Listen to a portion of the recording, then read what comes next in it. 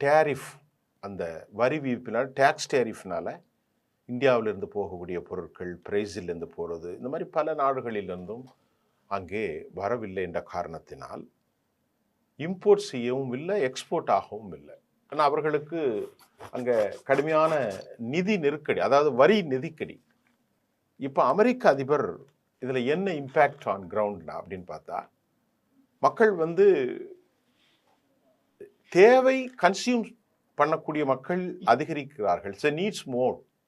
ஆனால் இருக்கிறது குறைவான சப்ளை இருப்பதனால அதற்கான டிமாண்ட் அதிகரிக்கிறது. டிமாண்ட் அதிகரிக்கிறதுனால விலையும் அதிகரிக்கிறது. அந்த விலை அதிகரிப்பால் பாதிக்கப்படுவது அமெரிக்க சாதாரண குடிமக்கள் என்பதும் இப்பொழுது மிக முக்கியமான செய்தி. அப்ப இந்த செய்தியில இந்தியாவுக்கு என்ன லாபம் வரப்போகிறது? உலகத்தில் பெரிய பீஃப் எக்ஸ்போர்ட்டர் பிரேசில், இரண்டாவது நிலையில இந்தியா இருக்கிறது. அமெரிக்காவுக்கு நிறைய மசாலா பொருட்களும் கூட இந்திய சந்தைகளிலிருந்து குஜராத் வியாபாரிகளின் மூலம் அனுப்பப்படுகிறது.